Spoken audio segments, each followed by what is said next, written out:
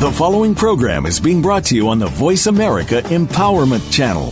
For more information about our network and to check out additional show hosts and topics of interest, please visit voiceamericaempowerment.com. The Voice America Talk Radio Network is the worldwide leader in live Internet talk radio. Visit voiceamerica.com. The views and ideas expressed on the following program are strictly those of the host or guests and do not necessarily reflect the views and ideas held by the Voice America Talk Radio Network, its staff, and management.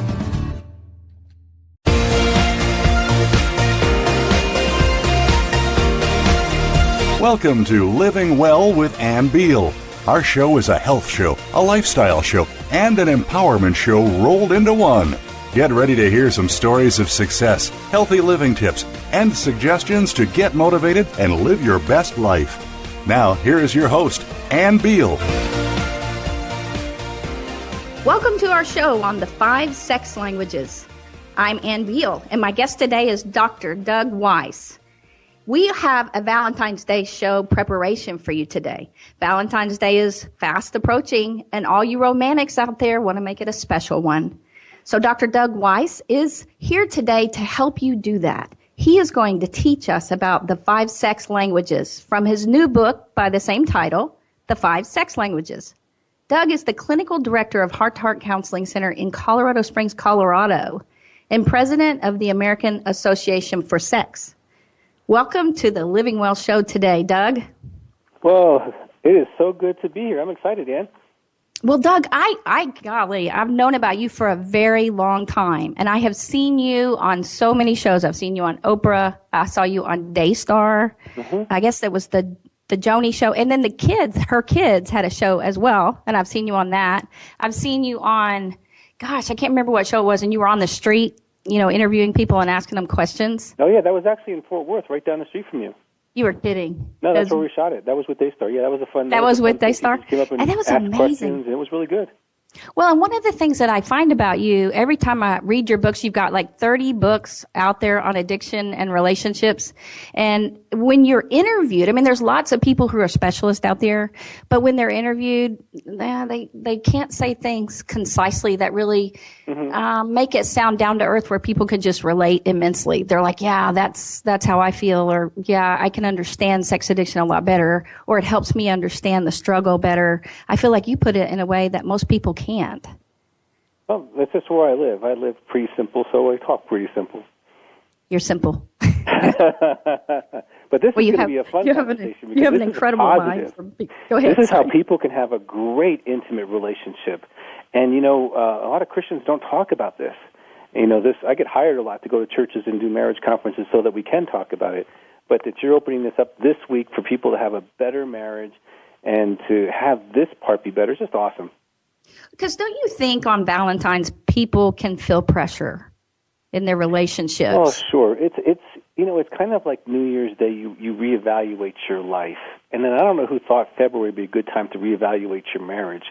But if you're on the way to getting married, Valentine's is awesome. But after you get married, it becomes, am I in love? Am I, usually you're thinking about, what your spouse is doing for you instead of what you're doing for your spouse, or what a book called The Servant Marriage keeps you focused on what you're doing. But, you're reevaluating things. And I think one of the things we reevaluate is how are we prioritizing our marriage? Are we getting too busy? Are the kids taking too much time? Are we going on dates? And those are good questions for everybody to ask. And Valentine's Day when we kind of just refocus that. Yes, because, it's amazing how many, and I know you run a counseling center too, it's amazing how many women I get that dread Valentine's Day because they know it'll lead that they have to have sex with their partner. And I'm totally blown away by that. Sad. It is sad because and I'm they glad think, they're being honest and talking to you as a counselor about that. And you're an awesome counselor, so I'm glad they're trusting you with that. But that's so sad. And what it is they probably, it's a get to instead of a have to, first of all. So if they're already into a have to, something's amiss. Maybe a lack of intimacy when I read your book, husband. I understood it. In some ways, I understand. The 5 sex languages, I didn't know there were sex languages. And so when I was reading, I saw that personality, that language in there. That, and if they have different languages, then somebody's not enjoying the intimacy. Well, that's the fun thing about the 5 sex languages is because you are going to be married to someone, like 95% chance, who has a different sex language than you. And here's the beautiful thing that God does. I mean, he always puts people that are a little bit different together. I mean, you've noticed as a counselor, right? They're never like both like to save money. One likes to save, one likes to spend, right? One likes to drive fast, one likes to drive slow. I mean, there's always these kind of things in our marriage. And then it's true in the sexuality as well, that your spouse is going to have a sex language. Once you understand it, it can be a blessing to them and to you. And you're going to be different than them, but you're going to love them the way you want to be loved instead of the way they really experience sexuality better. The 5 love languages made such an impact in the world, and I use it all the time in my practice. And when I saw this, I was like, oh, okay, well, I'll try to understand it, But it is so, like, I know from reading this that I will be using this. And my husband works with the men and we work with marriages. This will become routine for us on helping couples love each other and have sexual intimacy better. And so I really appreciate you writing it. And I've really had to think about the show today because I didn't want to get off track. There's so many things I could ask you about all your books. And, hey, what did Oprah ask you? So we can cover those other issues later. Yeah, we'll do it later. And so I thought, okay, I've got to. I really want to help people to get ready for Valentine's. Yeah. And yeah, so can you just start in on, the most important thing about the 5 sex languages? And kind of like, however you want to do that. You really want to help people, and that just shows so much, and that's just beautiful. And, for people listening, as Valentine's coming up, it's a special thing. First, before we talk about sex, make sure that you make a reservation, do something fun. Make sure you're praying together, because that really means more to your spouse than sexuality in most cases. Make sure you're sharing feelings. Make sure that you're praising them. Send them positive texts. Tell them they're wonderful. Tell them they're hardworking. Tell them you appreciate them. Then you can start making some incredible sexuality encounters, because you have to have that intimacy as a foundation. It's one of the things we talk about in the 5 sex languages.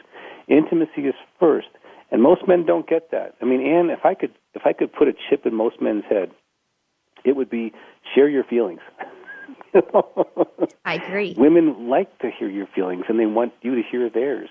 And if you can get emotionally intimate and spiritually intimate, that's great. Then, if you can understand how your spouse is scripted for sexuality, you're going to have a much better time. Well, and that's the thing, isn't it? To help understand each other brings you closer, and that a lot of women that fear or that hesitancy or dislike about being touched, a lot of that is because they don't feel understood. Oh, absolutely. Yeah, and we could do a whole show on understanding women. It's in the Servant Marriage where we talk about there's a tool that men, if they can get it, they can really understand women. They can hear their feelings, ask them about their feelings, validate. Women want to be validated. Honey, it's valid that you feel that. It's valid that you feel that. That's true. That's real. They want you to kind of visit their sit in their chair, and then if you had anything to do with it, take responsibility. And if ask her what she needs or wishes, and if it's reasonable, do it. That formula really helps women to calm down. And if a woman doesn't feel understood, she's not going to feel really that excited about an intimate encounter. No. And I think that's where you talk about the dread women feel. It's not the dread of sexuality. Most women actually like sexuality. What they don't like is sexuality without the context of you valuing me, you hearing me, you supporting me, and seeing that there's things to be done, and you just do them without me being your mommy. And hearing me when I have an issue. Don't fix me, hear me. Then they want to be with their lover because their lover loved them. You know what I mean? Yes, very much. And I think that women tend to do on the other side of it is tend to get disgusted with men from the way that they feel loved and their needs, and so they can turn it around, and then that guy doesn't feel valued.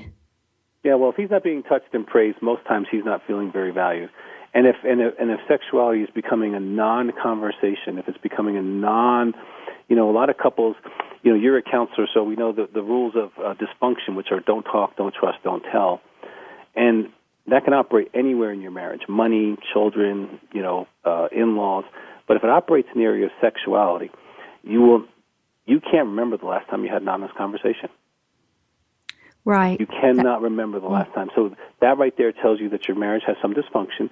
And the 5 sex languages is a roadmap to have that conversation. We start off with, what are the different languages? And I don't want to get into all of those because they got to read the book.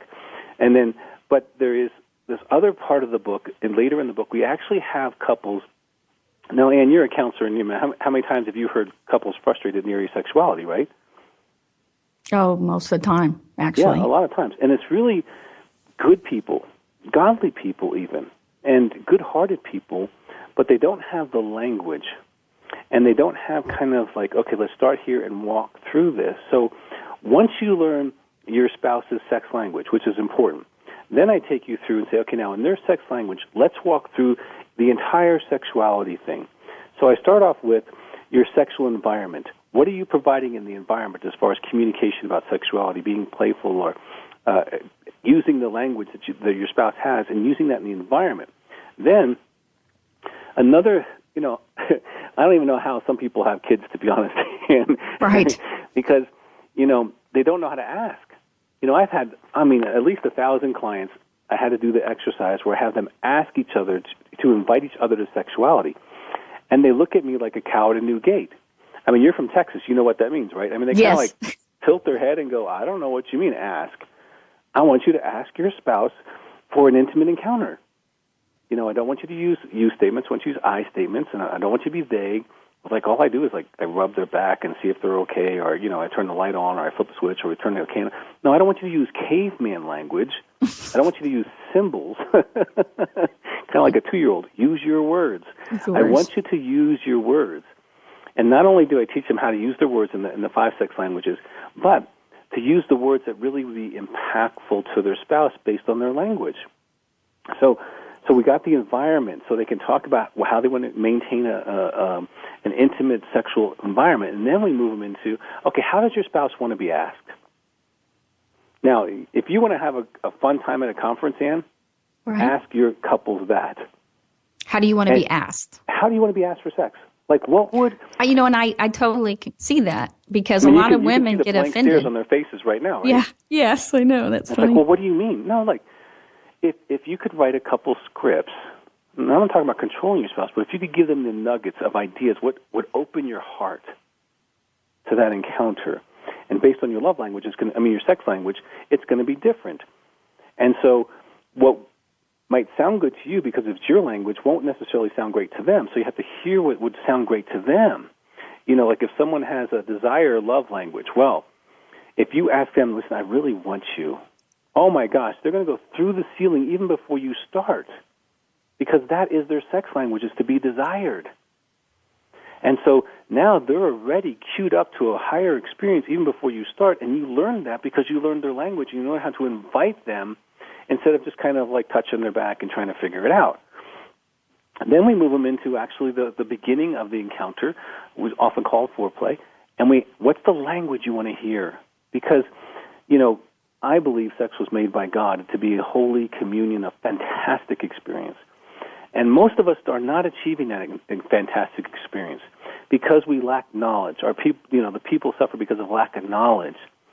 And the 5 sex language gives them that. So then what is it during that stage of beginning that you would like to hear from me? And this is the funniest conversations to have. Right now I can hear the silence in your audience, right? Right. Well, and I know because, I know that if you have someone that says that they desire you right then, there is a personality that would expect intimacy right then, but there are another personality that may plan it for that night. And that person that just said that to is like, why are we waiting till tonight? I thought it was right now. And so they both can get so frustrated and think the other one is just messed up when it's really they have a different ways that they do that. And I could see that in the book. I'm like, oh, I hear that all the time. Oh, yeah. Like, why would he plan sex? That's crazy. Why would he plan it for tonight? When he said it, I felt like he wanted me right then, and yet he planned it for tonight. Why? And it's clear communication. Yes. Right. So then we actually, what's the language your spouse would like during the act, and what is the language that your husband or wife would like afterwards? That afterwards period is so important, neurologically, chemically, spiritually, and emotionally, very important. What's the language that they would want to hear? And when you can have a couple walk through that, when a woman can express, this is what I'd like to hear, this is what I really long for, and a man can do the same without shame, without fear of being judged, because we already start the book off, you are different, okay? You're different. Not just because you're man and woman, you're different because God created you different in a different sex language. So you're going to be different. So we don't have to try to compare or be the same or try to mold you into my image. Let me appreciate and celebrate how you're made. But having the language, like that's just one section in the 5 sex languages really transforms couples' lives because it's the first time they've actually walked through the entire process openly, honestly, heartfelt, and with clear language. And I think that there's even that test in the back that you do together, and I could see how that could be great for marriages, a marriage conference, anything like that. But having that test, because that was my question. I wonder if he has a test. And then when you help each other really know how to ask. And my husband and I went through the book together, and I was like, oh, this is you. And I kept saying, where's me? And he's like, well, finally we got to the acceptance one and celebration. And it was like, that's me. But then you didn't have anything about asking. I don't think so. But I was like, well, I started thinking about that. Do I ever ask? And so for us, just having the conversation and going through that, and we are I would say we felt like we're so much alike and we have this wonderful relationship, but we learned so much, and I learned a lot about me reading that. No, good, because that's the purpose of it. It's just a way to kind of give you language for who you are and for who they are. And what's really fun is like you're talking about, you and I are counselors, so we get the privilege of being in people's hearts and in their bedrooms, and in their finances and different areas of their life. And so they open up to you and they teach you things.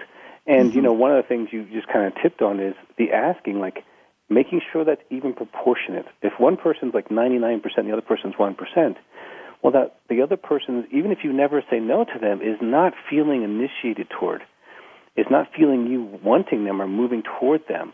And there's a lot of misinformation, especially in the female category about, you're a woman, so you shouldn't ask. No, you should be asking. He should be asking. Both ask. That should be relatively equal so that you're both feeling desired by the other person. And so that's just like an important side point. And when you practice asking, like I can't tell you, like I had a couple in my office, I do 3-day and 5-day intensives. People fly from all over the country to help with their marriage or intimacy, anorexia, or sex addiction, whatever they're dealing with. But usually we have to deal with an area of sexuality that's a little broken, and we have them ask each other and stuff like that. And it's amazing to me how many marriages that the one person, and it can be either one, the woman or the man, is doing 95% of the initiation. Right, and when I totally walk agree with them that. through that inequity and say we need to balance that out, some people get really afraid because it's unfamiliar. I think so. And that by doing it in a safe place and practice often can feel very strange when you're doing something different and change. And you do talk about the personalities that don't like change very much. And I think that's so good to do that. And to also instead of having symbols or touching, because we all, marriages are so bad about making assumptions and believing the person just should know. And I have told woman after woman after woman, don't think he should know because he doesn't. Anytime you're thinking he should just know that, understand he doesn't. Yeah, I think that was, God walked with Eve long enough that she expects man to read her mind too. I think that's just something that happened along the way. But men don't know what you're thinking or feeling. You have to let them know, and they don't know what you need either. And it's really important to have that conversation. What motivated you to write this? I know in your practice you work with, so many dysfunctional marriages and dysfunctional sexual problems with people. Well, I think that's part of why, when you're putting something together again and again and again, God shows you how to put it together well. I deal with a lot of people who have sexual addiction, and so they're immature sexually, and I had to grow them up sexually. So we had to develop these things to help them get there. And then I coined the phrase intimacy anorexia, where you feel married and alone and they're too busy for you, they blame you, they withhold love and praise and sexuality. And here's a couple who may not be having sex at all. So I'm working with both sides of the continuum. And God kept having me having to repair, teach them how to communicate, teach them about each other. And over time, as a counselor, how many times have you gotten epiphanies during counseling? Oh gosh. Oh, my gosh. Lots. Yeah, hundreds of times. I just tend to write them down. 1,000, I don't know. And so, but, if you put yourself between you and a hurting person, God will show you things. He just will, because it's important for them to have those things. It's not that I'm brilliant. It's just that He keeps giving me stuff to heal these broken areas. And sexuality seems to be a thing that really a lot of people have no language for, no training in, whether it's father to son, mother to daughter, or spouse to spouse. There's almost no training in the church on this stuff. And so, and I do a lot of conferences on this, so I know. The pastor's like, Doug, I'm so glad you're here because I can't talk about this stuff. I'm like, okay, that's what I'm here for. And we have a great time, and the church gets stronger and healthier, and it's good. But I think what motivated me was this: God just kind of showed me, okay, I am showing you something here, and this works. And if you can, do what I do, which is put it into a book, people will actually get help. It'll change their lives. And I'm like, okay, well, let's get that done. Let's knock this out. Show me what you're showing me. And it's really fun to see the ahas come on. You see that all the time in your office because I can tell you're very intuitive. And that's what motivated me. It's like, we need to get this to more than people who are flying in to do an intensive. We need to get this out to people all across the country so that they can have, greater marriages. One of the ways the enemy attacks Christian marriages, especially now with the internet and the social media, is to seduce them into other relationships and other images. This helps the marriage stay strong, so you're not going out hungry, you're not going out confused, you're not going out unsatisfied, you're not going out with unmet needs in your heart. You're full. When I'm full, Ann, I'm not looking at restaurants. No, me either. And I like that in the book you even talk about that. I have said many times with people, an addiction is just the surface problem. It's a symptom of something gone wrong. So once once the sexual addict or anorexic gets better, they still have to work on how to love each other and really cherish each other and really get to the point where they just desire each other. And they can. Absolutely. It's wonderful. Absolutely. And that's what this book helps them do. I do have a question though. You talked about sexual anorexia. Mm-hmm. Is that a possibility in every one of these 5 languages, or is it more prone to a certain language? No, that's totally independent. It wouldn't matter what sex language you are. Intimacy anorexia is the active withholding of spiritual, emotional, sexual intimacy. We have a book, workbook, and DVDs on that all by itself, but I can quickly give you the characteristics. The spouse stays too busy for you. They blame you for the problems in the relationship. They withhold love, especially the way you like to be loved, withhold praise, withhold sex, withhold spiritually, are unwilling or unable to share their feelings with you, have criticism, either ongoing or ungrounded of you.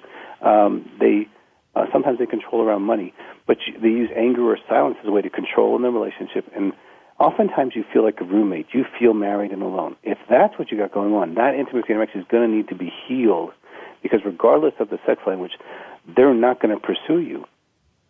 And that feels very, it really does. Healed. Yes. And it can be. I mean, there's millions of women and men living in those marriages. They can be healed. We see them every week in our office get healed. We have support groups, phone groups. There's lots of information on that now, and it's global. It doesn't matter. We get calls from South America, Asia, Europe. Intimacy anorexia is a global issue.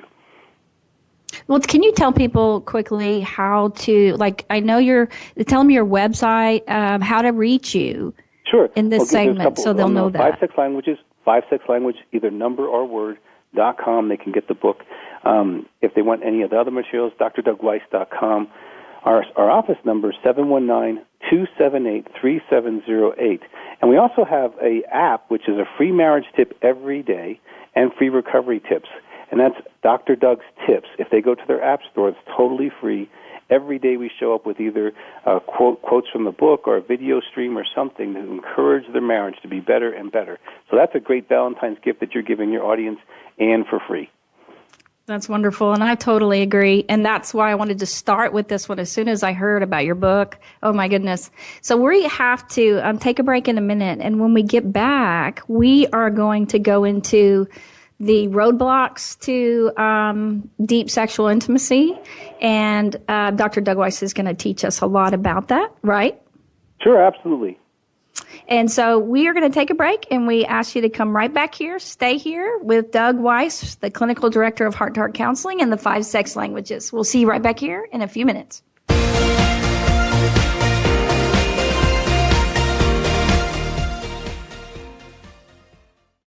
Life Solutions Coaching and Counseling in Fort Worth, Texas is a full-service wellness clinic providing individual, group, and family counseling, one-on-one coaching for life and wellness, and naturopathic treatments of medical massage therapy combined with essential oils to ensure you reach your health and wellness goals. Sessions are available in person or by phone. Get started on your new life today. Just call 817-232-1363 or go to LifeSolutionsCoachingandCounseling.com or email them at lifesolutionscc@yahoo.com. It's time to do all of those things that you always said you'd do in your life. What's stopping you? Is it other people, your environment, fear? What could give you a push? Tune in to Raising the Bar with Amy Brado. Our show is all about taking risks and turning them into positives and personal gain. We'll help your inner voice speak up and get you out of that comfort zone. Raising the Bar can be heard live every Thursday at 11 a.m. Eastern Time, 8 a.m. Pacific Time on the Voice America Empowerment Channel. Do you or somebody you love have a struggle with abuse? You don't need to be a slave to your abuse anymore. Listen for Beyond Abuse, Beyond Therapy, Beyond Anything with Dr. Lisa Cooney. Dr. Lisa overcame struggles in her own life. 2 decades of sexual, emotional, and physical abuse nearly took their toll. In her 20s, she turned her life around and set upon a path to help others. She can help you find the key to take control of your life, too. Listen every Tuesday at 10 a.m. Pacific Time, 1 p.m. Eastern Time on the Voice America Empowerment Channel. Most of us have experienced the loss of a loved one, be it a friend or family member. There are all kinds of questions and emotional pain that we go through, but you can move on. Listen for From Morning to Morning with Rabbi Mel Glazer. It doesn't matter what faith you are, or if you even have no faith. You are sure to find meaning in Rabbi Mel's words and personal experience, as well as that of his guests. From Morning to Morning airs live every Thursday at 5 p.m. Pacific Time, 8 p.m. Eastern Time on Voice America Empowerment.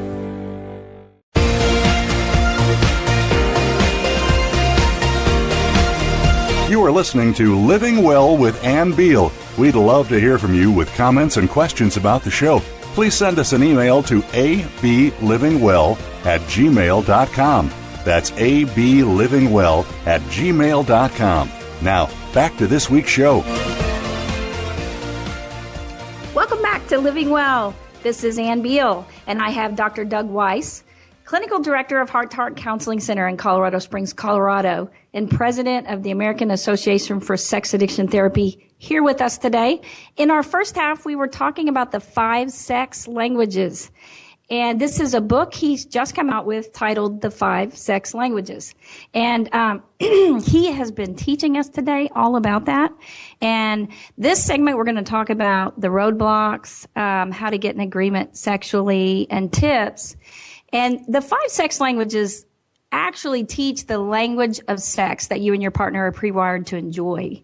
And just so you know, once you learn your language, you can communicate and have sex on a more satisfying level. And that's Dr. Weiss's desire for us. With Valentines coming up, we want you to be able to communicate and have sex on a more satisfying level. Everyone wants that. And romance is somewhat felt forced with Valentine's Day coming up. And we don't want you to feel that way. We want you to grow and enjoy in this Valentine's Day in 2016 just to feel so much closer and to have a fabulous, fabulous Valentine's, not only Valentine's Day, but I would call it maybe a Valentine relationship.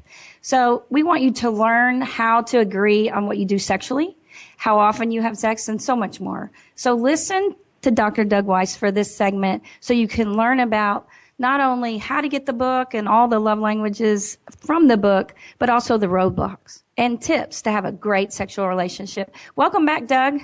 Oh, it's good to be back, Ann. Did you like my intro there? Yeah, and I think you're doing a fantastic job, and I'm glad you're in the Metroplex there, and people who are in the Metroplex, if they are struggling, they should come see you and chat about this stuff for sure. Yes, and we do actually have a lot of people come for sexual addiction recovery, sexual anorexia, but you have always been one of my, I use all your supplies that you offer on your website. We even use your filter, is it the Covenant? I can't think of what it's called. Yeah. What is it called, your filter? Yeah, if they go Dr. Doug Weiss, there's a porn blocker, and they can just click that and put it on their phone and their computers and protect their families and all that kind of stuff.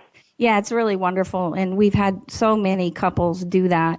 And I've even had, women with sexual addiction that have Absolutely. gotten. Now, that's one of the things that I can't find anywhere else. And I know that there's some people that have been working with sexual addiction for quite a while, and they don't have that. You were the only place I found materials for women who are sexually addicted. Yeah, I was doing conferences for years, and I'd have women come up and say, "Where's our book?" And I go, I'm a guy. And so, but after several women, it was like God just tapped me saying, do it. And so I had 26, I think, women help me write that book. And it's called She Has a Secret, and there's a workbook that goes that, and we have phone group support for the women who are struggling with that, because it's not just a male issue, and it is one of the roadblocks to dealing with, having a successful sexual relationship with your spouse. If you have a secret, whether it's pornography, self-behavior, behavior with others, social media interactivity, if you have that addictive kind of behavior going on, and you're not being honest about it, you're not in recovery, there's no way you're going to have a successful marriage in the area of sexuality, because you have a secret there. And it's definitely, whether you're a woman, there's help for you. You don't have to struggle with those things alone, but, the isolation's keeping you sick. The same thing with men, and you know this. If they can come to your office or my office or someplace and they can talk about it, they can start getting better. Most people, they're deacons, they're in the church, they're trying to be good boys and girls, and they feel like, I can't talk about this. Well, when half the men in the church are struggling, we need to talk about it. And there's a whole book on clean for men in the church. There's the Final Freedom for Sexual Addiction. There's She Has a Secret for female sex acts. And we've done a lot of work on this.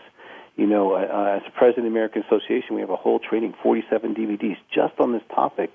And so there's so much support. There's so much help. So if this is the roadblock that you're struggling with, definitely get the porn blocker for sure. But you want to start talking to someone of the same gender, start getting accountable, and get this moved out of your life. I've been free for almost 30 years, Ann, and I take a polygraph to verify that.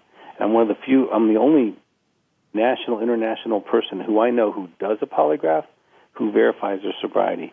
Because if God heals you, you can be verified, and you don't need to live in a secret world. And ladies, if you're married and you just want to know, ask your husband about pornography. Ask him about those self-behavior, because I remember I was in Canada, Ann. Is it okay if I tell you a quick story? Sure, please. I was in Canada, and I had a huge church in Canada, and I had about almost 800 to 1,000 ladies. And I said, now go home and ask your husband about these two things. When was the last time he viewed pornography? When was the last time he had sexual behavior with himself? Just go home and ask him. Well, Canadians are great people because they do what you tell them to do.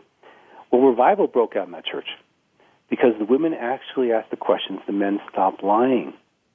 And so I had the guys Friday night, and we had like a revival. They actually had me stay over and preach 5 services. I wasn't planning to be there. And because men got honest, because women started asking the questions. So women, you can be engaged in this battle. Men, you can ask other men, how's it going with these areas? Because you want to protect the men in your church. So that's a huge roadblock for a lot of people. And I think that here in Dallas, we have the Every Man's Battle workshops, and we have, Steve Otterburn has done some really wonderful, wonderful work here. But the one thing that I think of is they prepare these men in those 4 days, and it really does change them immensely, their heart, their view of it, everything. I mean, I see that. But then they come home and they've been taught to really not have a leaky faucet, just let everything out and tell everything. Just get it all out. It's better to do that than have a leaky faucet. But the tough thing I think of is that the women aren't quite prepared. And so when I hear what you just did, and you say what you did at that church, what you did was that all those hours with those women was you helped them understand the men and the issues so that they were willing and open to hearing from the men And when they asked them, they truly wanted to know. They didn't ask them to leave them or to, right. anything No, like that. Deal. Yeah. Yeah, you're right. And there's a DVD called Now That I Know What Should I Do If Women Are Struggling, with their husband just found out. That's a great thing. And then there's a lot of guys who they don't really get what they've done to their wives. I mean, how many times you've heard women say they don't get it? They don't get what they've done. They don't get it. I see it. And I really, for me, the thing that, I only have so many things to hold on to. One of the things is it takes time, or if they go to workshops that really work for them, the Every Man's Battle one and the one that you have. Those are the only two I know of. And in a short amount of time. There's a DVD called Helping Her Heal, and it's designed for men. And it has had miraculous impacts on men really getting what has happened to their wife in this roadblock.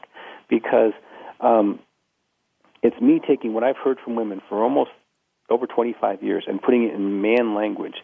And I can tell you, men are changed after that video. So if that's an area, there's lots of resources. So that's one of the 3 roadblocks we talked about in the book. The second one is the one you've mentioned earlier, is the intimacy anorexia.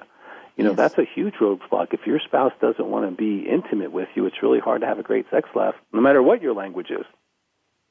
And it really does devastate these people. I have women, too, that from the time they got married, even if they were sexually active before marriage, once they get married, there's no intimacy. And the women just feel like, okay, because the stereotype is the man is supposed to desire them. And so when they are never asked and never wanted, it kills them. And it's exactly the same thing for men. Yeah, if they're never asked, painful. never wanted, it's painful to feel unwanted and unloved. And that's the roadblock you're dealing with, there's help for that in that intimacy anorexia stuff. For sure, and you want to get help with that, regardless of what gender you are. And then the third roadblock is, sexual trauma. I'm a survivor of sexual abuse, and I'm a recovering addict. But the sexual trauma was a huge issue, and I had to learn how to cleanse my temple, do the anger, do the forgiveness, move through that. So and what's sad is there are many marriages where something happened to you, whether same gender or opposite gender, when you were a child or you were a teenager, and you've never told anyone, including your spouse. And it is affecting the way that you can present sexually. And so you want to, if that's an issue, you want to heal that. You want to go to a counselor like Ann or someone therein and start, and you're nationwide, find someone who can help you with that, because you deserve to have your land. God gave you a land, and that land includes your sexuality. And no man or no woman has the right to take that from you, past, present, or future. And you want to fight for that land so that you can be the best that you can be inside your marriage for yourself and as well for your spouse. And sexual trauma, I find it can either cause the anorexia or it can cause the promiscuity. Yeah, either hyper or hyposexuality. Absolutely, you're right. And I know that for me, what happened with me was images would come in my head anytime someone touched me. I never ever said that to anybody until I got in counseling for sexual abuse. And sure. And for me, those images, even though I never spoke it out, they kept me from being fulfilling and trusting and really feeling safe. And sure. So that changed my life. And I didn't say it in the group I was in. Somebody else said it, and then all the other women said it, and then I finally could say it, But I couldn't have imagined telling anyone. I definitely couldn't have imagined telling my spouse. But once I did, and we worked through that, it's been wonderful. Yeah, and most spouses are pretty good about that. You want to talk to a counselor first and prepare yourself to do that. But it's very powerful to be free. You don't let your perpetrator define you. Let Jesus define you. You do not want your perpetrator to define who you are spiritually, emotionally, or sexually. But what you said is really key, is your body still holds the memory. And so sometimes a touch in a certain area can lead to being triggered. And once you can manage those triggers and you can actually move through that and you can engage fully, you're going to be able to enjoy a different level of sexuality. And when you're able to know what your language is, you can even teach your spouse and work on that together so that you're really able to have everything that God designed you to have. As Christians, we're entitled to be free. It's our birthright to be free, whether it's free from addiction, free from anorexia, free from abuse.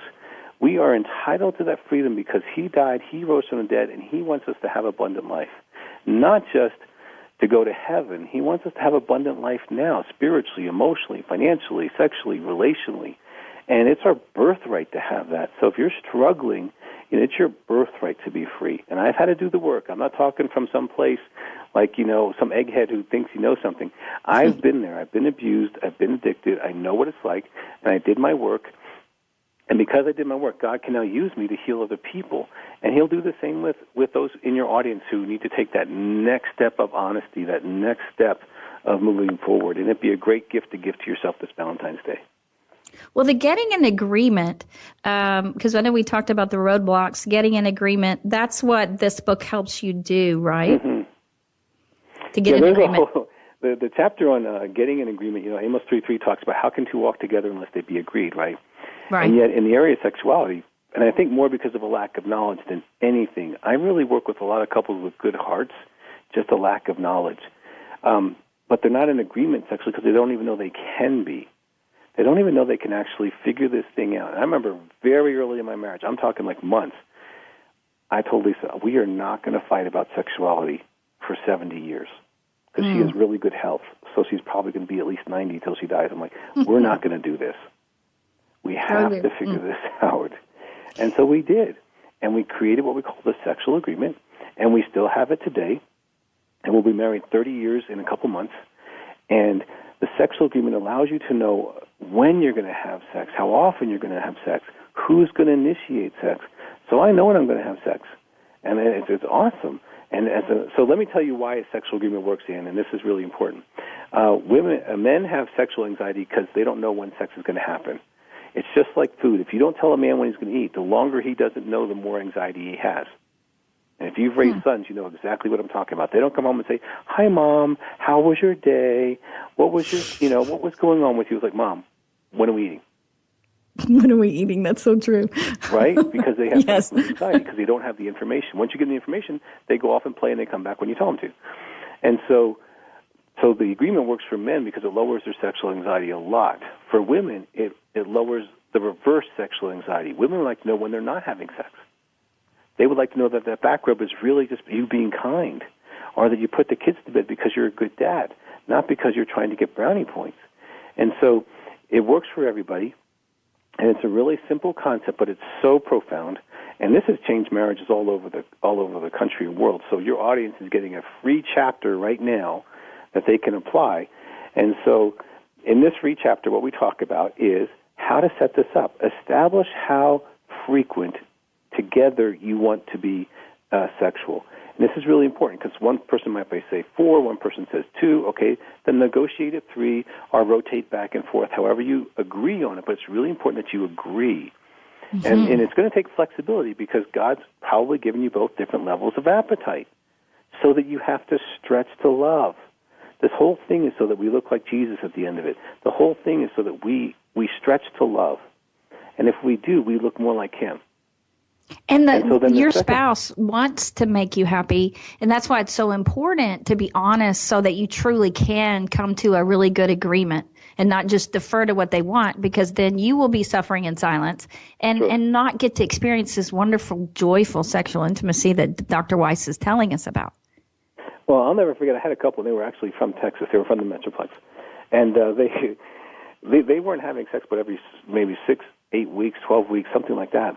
And they're 30 years old, very professional, very successful couple.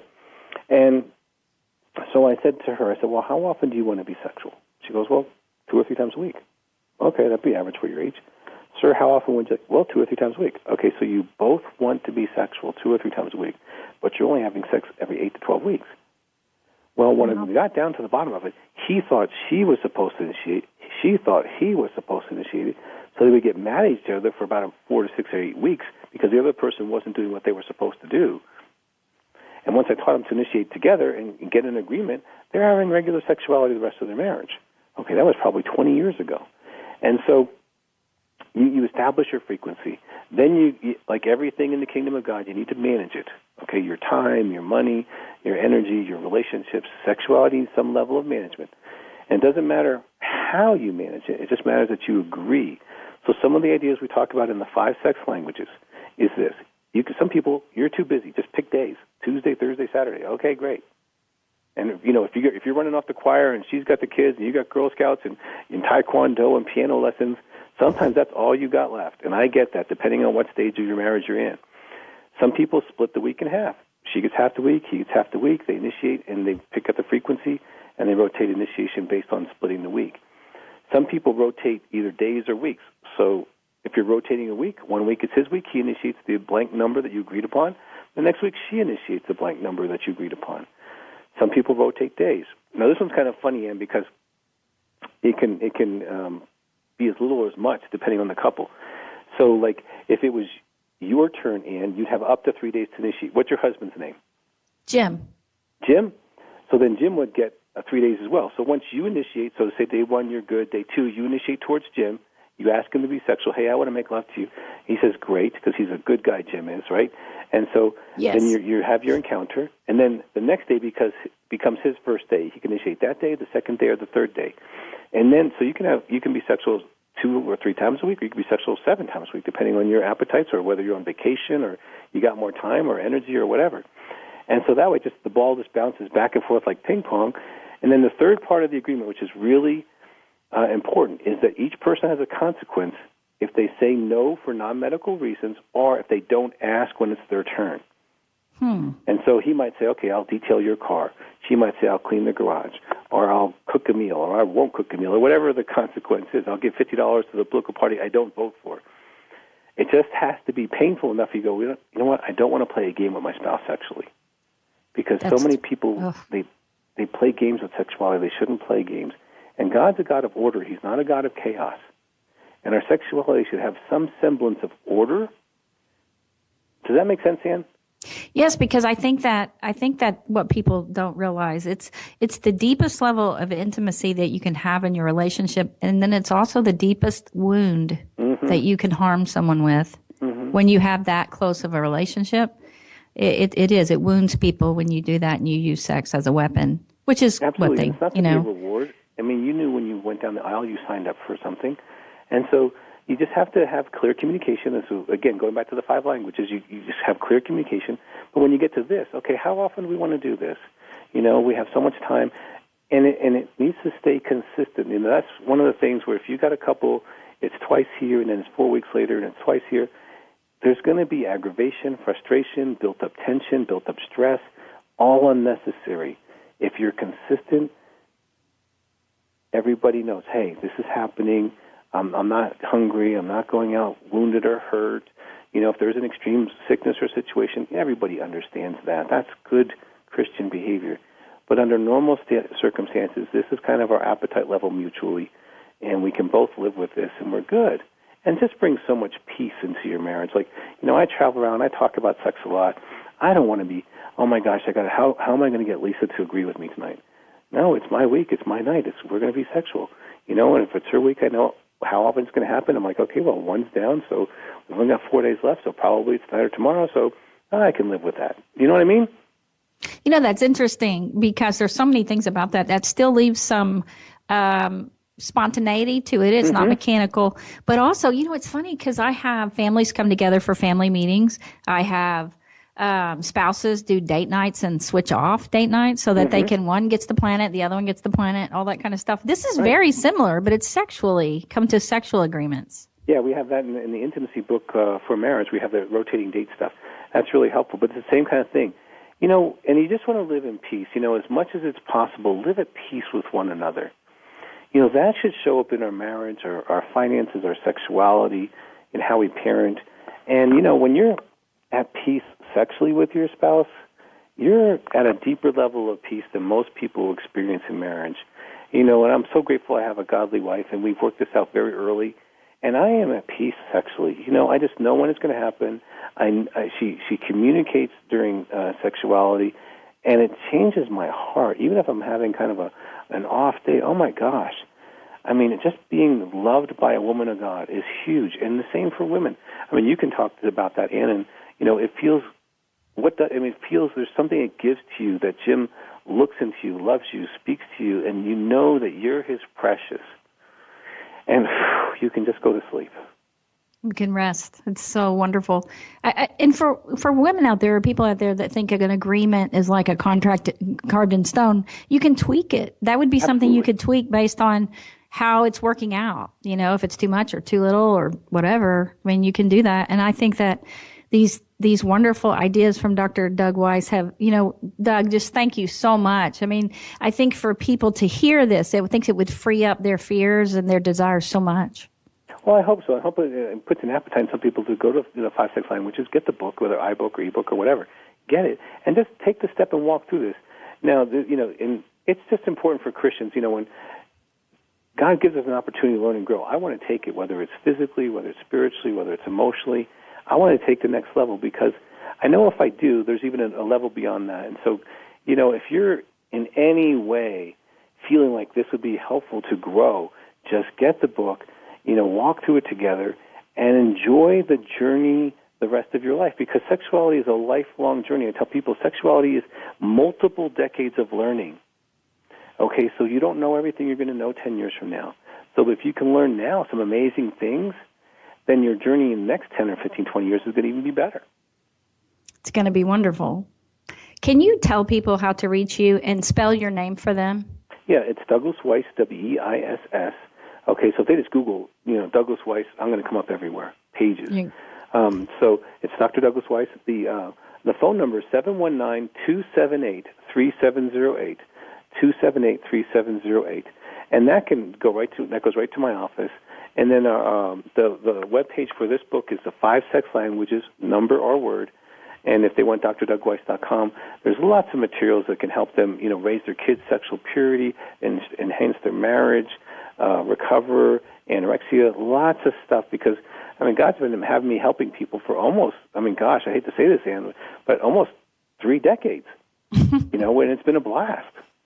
Well, and you've learned so much and helped so many people. And I think for you, the thing that's so unique is you're able to package it for people so everyone out there can learn and grow for themselves, for their marriage, for their life, to be successful. Because all of these problems, the roadblocks, weigh you down in your social life, in your occupational life, not just in your marriage or relationship. And it hurts the church because then you're not going to do your ministry. You're not going to volunteer and help men out. You're not going to be in the women's leadership or missions thing, or you're not going to do stuff because you're feeling dragged down in your marriage. And I tell all pastors this, the marriage is the building block of a church. If that DNA in the marriage is healthy, you're going to have a healthy church, because healthy marriages makes healthy churches. Because if you're feeling fulfilled in your marriage, you then have the energy to reach out to your community or your church ministry and advance the kingdom. If the enemy can get you drugged down in your marriage, you're not going to have the confidence, the support, and the encouragement that marriage gives you to go out and change the world. I know because my marriage, we do the 3 dailies. We pray together, share feelings, praise each other. We date regularly, sexes regularly. My marriage has been really healthy for the entire 30 marriage. And so because of that, that strength lets me go out and do conferences, lets me go out and do media stuff, lets me do the things to advance the kingdom of God, write the books I want to write, because I know my marriage is really good. And I look forward, we're going on vacation soon. I'm looking forward just to having Lisa all of myself. It's just wonderful. She's my best friend, and she's been that for almost 3 decades. And I just love her. And so, pastors, get the books, pass them out, because if you can help couples. I had a friend of mine. He pastors a pretty significant church here in town, and when we did the book Clean, he literally bought that book for every man in his church to be clean. And it totally changed the landscape of his church, because men then stood up in ministry, and his church has grown incredibly. The same thing with the 5 Sex Languages. You teach them how to have a good marriage, they can step into ministry, which is really a beautiful thing.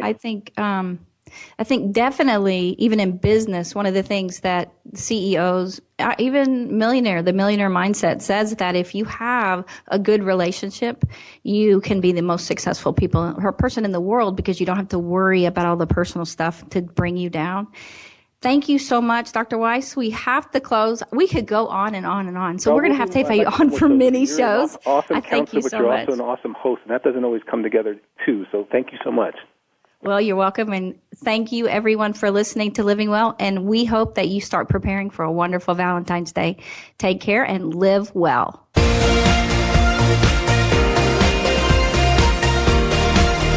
Thank you again for joining us. Living Well with Ann Beal airs live every Wednesday morning at 7 a.m. Pacific Time, 10 a.m. Eastern Time on the Voice America Empowerment Channel. We can't wait to see you again next week.